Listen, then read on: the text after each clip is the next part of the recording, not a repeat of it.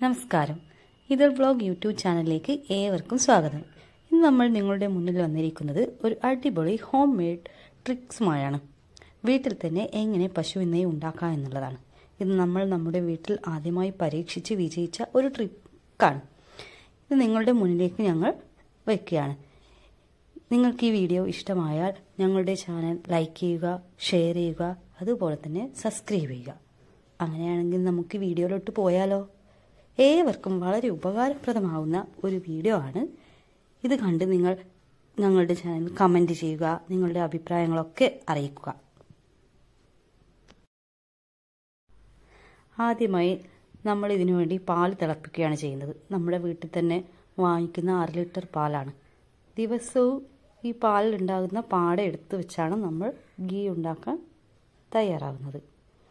പാല് പതച്ചു വരികയാണ്. നന്നായി പതച്ച് കുറുകിയതിന് ശേഷം തീ ഓഫ് ചെയ്ത് വെക്കുക.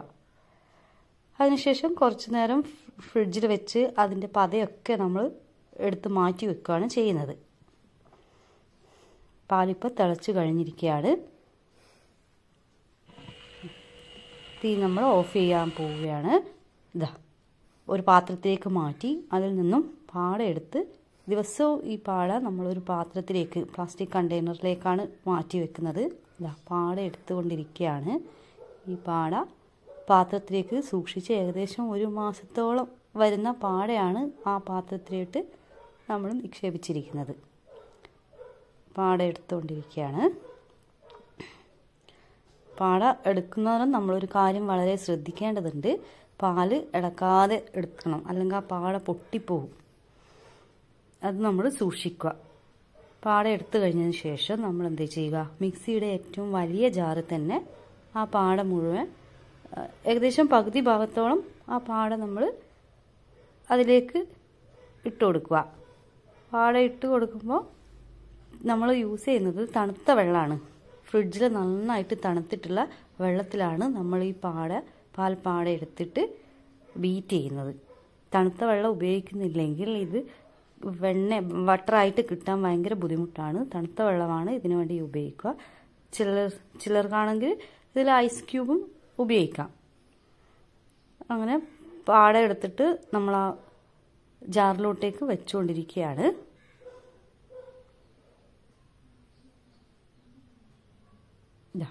ഇതിലേക്ക് നമ്മൾ ഏതാനും ഐസ് ക്യൂബുകളും അതോടൊപ്പം കുറച്ച് തണുത്ത വെള്ളവും കൂടെ അതിൽ ആഡ് ചെയ്ത് മിക്സ് ചെയ്ത് നന്നായി ബീറ്റ് ചെയ്യാൻ പോവുകയാണ്. പ്രത്യേകം ശ്രദ്ധിക്കേണ്ടത് പച്ചവെള്ളം ഉപയോഗിച്ച് ഇത് ബീറ്റ് ചെയ്യാൻ പാടില്ല. അങ്ങനെയാണെങ്കിൽ നമുക്ക് വെണ്ണ പാലിൽ നിന്നും പിരിഞ്ഞ് കിട്ടില്ല. അത് പ്രത്യേകം ശ്രദ്ധിക്കണം. ഇപ്പോൾ നമ്മൾ അതിലോട്ട് കുറച്ച് തണുത്ത വെള്ളം ഒഴിച്ചു. ഐസ് ക്യൂബും തണുത്ത വെള്ളം ഒഴിച്ചിട്ട് മിക്സിയുടെ ജാറ് നമ്മൾ ബീറ്റ് ചെയ്യാൻ വെച്ചിരിക്കുകയാണ്. ആദ്യം ബീറ്റ് ചെയ്യുമ്പോൾ നമ്മൾ പ്രത്യേകം ശ്രദ്ധിക്കുക. ഒന്ന് ലെഫ്റ്റ് സൈഡിലേക്ക് 2-3 പ്രാവശ്യം മിക്സിയുടെ ജാറ് ബീറ്റ് ചെയ്യുക. അതിനുശേഷം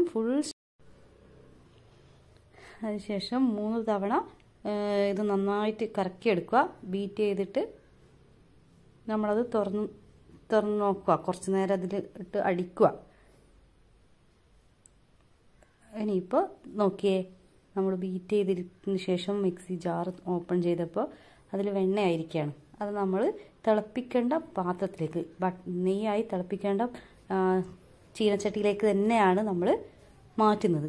കാരണം ഒരുപാട് പാത്രത്തിലേക്ക് ഇതിങ്ങനെ ഇട്ടുകൊണ്ട് നിന്ന് കഴിഞ്ഞാൽ പണിയൊക്കെ കഴിയുമ്പോഴേക്കും നമ്മുടെ കൈയും അതേപോലെ പാത്രങ്ങളൊക്കെ ഒരുപാട് കഴുകാൻ നമുക്ക് ബുദ്ധിമുട്ടാവും. അതുകൊണ്ട് നമ്മൾ അധികം പാത്രങ്ങൾ യൂസ് ചെയ്യാതെ ആവശ്യമുള്ള പാത്രങ്ങളിൽ തന്നെ ഇത് നിക്ഷേപിക്കുക. ഇപ്പോൾ ഇതിൻ്റെ അകത്തുനിന്ന് നമ്മൾ വെണ്ണ എടുത്തുകൊണ്ടിരിക്കുകയാണ്. അത് നെയ്യ് തിളപ്പിക്കുന്ന പാത്രത്തിലേക്കാണ് നമ്മൾ മാറ്റി വെക്കുന്നത്. അതിലുള്ള എല്ലാ ബട്ടറും എടുത്തുകൊണ്ടിരിക്കുകയാണ്. ഇതാ നോക്കിയേ നിങ്ങൾ, അതിനടിയിൽ കുറച്ച് പാല് പോലുള്ള ഇതാണ് കാണുന്നത്. ആ ബാക്കി വരുന്ന ഇതിലുള്ള എല്ലാം നമ്മൾ എടുത്ത് നല്ല വലിയൊരു സ്പൂണ് തന്നെ നമ്മൾ ഇതിനു വേണ്ടി ഉപയോഗിക്കണം. കാരണം ചെറിയ സ്പൂണാണെങ്കിൽ ഒരുപാട് സമയം എടുക്കും.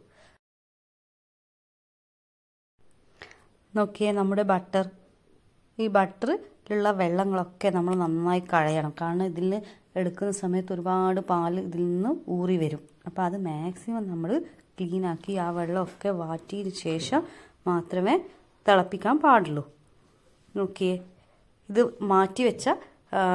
വെണ്ണ മാറ്റി വെച്ചതാണ്. അതിനുശേഷം നമ്മളിതൊരു അടുപ്പിലേക്ക് വെക്കുകയാണ്. ബട്ടർ അടുപ്പിലോട്ടേക്ക് വച്ചിരിക്കുകയാണ് ഉരുക്കുവാൻ വേണ്ടിയിട്ട്. അങ്ങനെ ഉരുക്കിയിട്ടാണ് നമുക്ക് നെയ്യ് കിട്ടുന്നത്.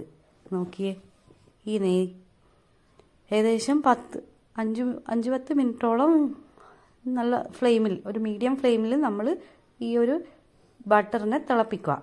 അപ്പോൾ അതിങ്ങനെ ഉരുക്കി വരുന്നത് നമുക്ക് കാണാൻ സാധിക്കും. ഉരുകി വന്നുകൊണ്ടിരിക്കുകയാണ്. നിങ്ങൾ നോക്കിയേ, ഇതിലുള്ള ബട്ടറൊക്കെ ഉരുകിക്കൊണ്ടേയിരിക്കുകയാണ്. അങ്ങനെ നമ്മൾ ഉരുകി തുടങ്ങുമ്പോൾ തീ കുറച്ച് മീഡിയം ഫ്ലെയിമിൽ നിന്നും കുറച്ചുകൂടെ വേണമെങ്കിൽ കുറച്ച് വെക്കാം നമുക്ക്. അത് നമ്മൾ ഇതിനനുസരിച്ചിട്ട് അഡ്ജസ്റ്റ് ചെയ്താൽ മതി അതിൻ്റെ ഫ്ലെയിം. ഇപ്പോൾ ഏകദേശം ഒരു 3/4 ഭാഗത്തോളം മെൽട്ടായിക്കൊണ്ടിരിക്കുന്നത് നമുക്ക് കാണാം. മെൽട്ടായിക്കൊണ്ടിരിക്കുകയാണ്. ഇതേ ഏകദേശം ഒരു ഇളം മഞ്ഞ നിറം ആ ഒരു ബട്ടർ ഉരുക്കിയപ്പോൾ തന്നെ നമുക്ക് കാണാൻ സാധിക്കുന്നുണ്ട്. നെയ്യുടെ നിറത്തിലേക്ക് ഏകദേശം മാറി വരുന്ന ഒരു ഇതാണ് നമുക്കിപ്പോൾ ഇവിടെ കാണാൻ സാധിക്കുന്നത്. നോക്കിയേ, ഏകദേശം ഒരു 3/4 ഭാഗത്തിലധികം ബട്ടറും ഉരുകി കഴിഞ്ഞിരിക്കുകയാണ്, മെൽട്ടായി. ഇനി ഇതിനെ നന്നായി തിളപ്പിക്കുക. തിളപ്പിക്കുമ്പോൾ അധികം മൂത്ത് പോകാതെ ശ്രദ്ധിക്കണം. മൂത്ത് പോയി കഴിഞ്ഞാൽ ഇതിൽ അടിഭാഗത്തു നിന്നും ചിലപ്പോൾ കരിഞ്ഞു പോകാം. അപ്പോൾ അത് നമ്മുടെ ഗീയുടെ ടേസ്റ്റിന് ചെറിയൊരു വ്യത്യാസം ഫീൽ ചെയ്യും. അധികം മൂക്കാതെയാണ്, എന്നാൽ ഒരു മീഡിയം ലെവലിൽ അങ്ങനെ നിൽക്കുന്നതാണ് കുറച്ചുകൂടി നല്ലത്. അങ്ങനെയുള്ള നെയ്ക്കായിരിക്കും നല്ല നിറം കിട്ടുന്നത്. നല്ല മഞ്ഞ നിറത്തിലുള്ള നെയ്യ് നമുക്ക് അങ്ങനെയാണ് ലഭിക്കുക. നോക്കിയേ, ഇതിൽ നിന്നും കുമ്പള പോലെ ആയി വരുന്നത് ഏകദേശം ആയിക്കൊണ്ടിരിക്കുകയാണ്. എല്ലാ ഭാഗവും നെയ്യുടെ എല്ലാ ഭാഗവും മെൽട്ടായി. ഇതിനെ നന്നായി പതപ്പിക്കുക. കണ്ടേ, നിങ്ങൾ നോക്കിയേ, നമ്മൾ എല്ലാ സമയത്തും ഇതിൽ സ്പൂണിട്ട് ഇളക്കണമെന്നില്ല, ഇടയ്ക്കൊന്ന് വന്ന് ഇളക്കി കൊടുത്താലും മതിയാവും. ഏകദേശം നെയ്യ് പതച്ചു വരികയാണ്. വെള്ളം കുമിളകൾ പോലെ ഇങ്ങനെ പൊട്ടി പൊട്ടി വരുന്നത് നിങ്ങൾക്ക് കാണാൻ സാധിക്കുന്നുണ്ടല്ലോ. ഈ ഒരു പാകം ആകുമ്പോഴേക്കും നമുക്കിത് ഓഫ് ചെയ്ത് വെക്കാം. പിന്നീട് ഇതൊരു മറ്റൊരു പാത്രത്തിലേക്ക് തണുത്തതിന് ശേഷം വെക്കാം. അതിനുശേഷം നമ്മൾ എന്ത് ചെയ്യും, തണുത്ത ശേഷം ഒരു പാത്രത്തിലേക്ക് മാറ്റുകയാണ് ചെയ്യുന്നത്. നിങ്ങൾ നോക്കിയേ, ഇത് പാത്രത്തിലേക്ക് മാറ്റിയതിന് ശേഷം കുറച്ച് നേരം ഫ്രിഡ്ജിൽ വെച്ചു. അരമണിക്കൂർ നേരത്തിന് ശേഷം ഫ്രിഡ്ജിൽ നിന്നും പുറത്തെടുത്തപ്പോൾ നല്ല നെയ്യ് നമുക്ക് കിട്ടിയിരിക്കുകയാണ്. ഇത് അതിൽ നിന്നും ബാക്കിയുള്ള മോരാണ്. ഇതിൽ ഉറയൊഴിച്ച് നമുക്ക് പിറ്റേ ദിവസം ഉപയോഗിക്കാം. കറികൾക്കും അതേപോലെ തന്നെ എല്ലാ ആവശ്യങ്ങൾക്കും സംഭാരമൊക്കെ ഉപയോഗിക്കാൻ പറ്റുന്ന മോരാണിത്. അപ്പോൾ ഈ വീഡിയോ നിങ്ങളെല്ലാവരും പരീക്ഷിച്ച് നോക്കണം. ഇതിൻ്റെ ട്രിക്ക് നിങ്ങളെല്ലാവരും പരീക്ഷിച്ച് അതിൻ്റെ കമൻറ്റ് ഞങ്ങളുടെ കമൻറ്റ് ബോക്സിൽ രേഖപ്പെടുത്തണമെന്ന് അറിയിക്കും.